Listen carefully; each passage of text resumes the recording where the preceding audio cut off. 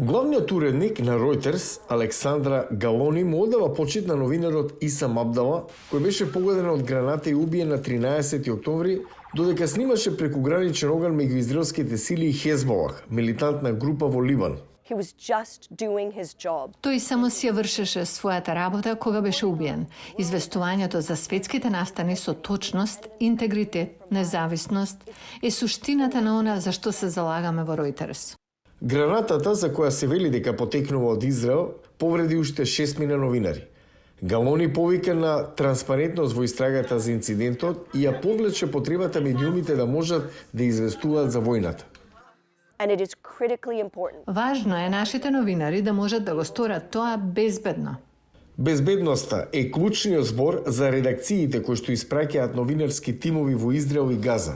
Во првата недела во конфликтот, најмалку 15 новинари, меѓу кои Абдала се убиени, соопшти Комитетот за заштита на новинарите.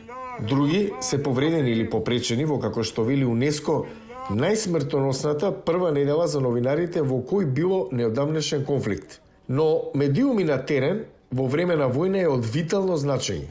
Having journalists able to be there. Тоа што новинарите можат да бидат таму за да известуваат за случувањата е многу важно за да се разбере што се случува, особено со оглед на бројот на цивили.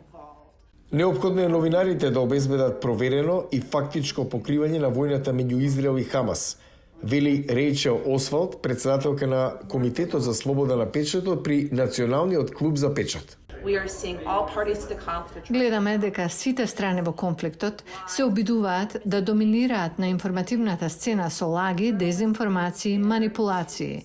Од суштинско значење е новинарите што се таму да кажат што е точно. Фондацијата Джеймс Фоли, која се залага за безбедноста на новинарите и на американските државјани кои се незаконски притворени во странство, формираше работна група за наставна програма за безбедност на новинарите за обука и поддршка на следната генерација известувачи. Клучно за обуката или подготовката за покривање на опасна ситуација е да се има план. Тоа вклучува во тимот да има луѓе со познавање на регионот и да се координира со уредниците во редакцијата. Специјалистите за безбедност велат дека исто така од суштинско значење да се има план за евакуација во случај ситуацијата да стане премногу опасна.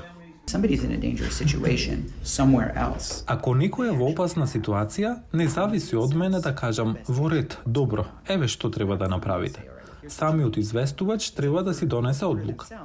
Со оглед на тоа што бројката на цивили убиени и повредени во конфликтот меѓу Израел и Хамас се зголемува секојдневно, а повеќе новинари пристигнуваат да известуваат за војната, безбедноста е суштински дел од планирањето во редакцијата.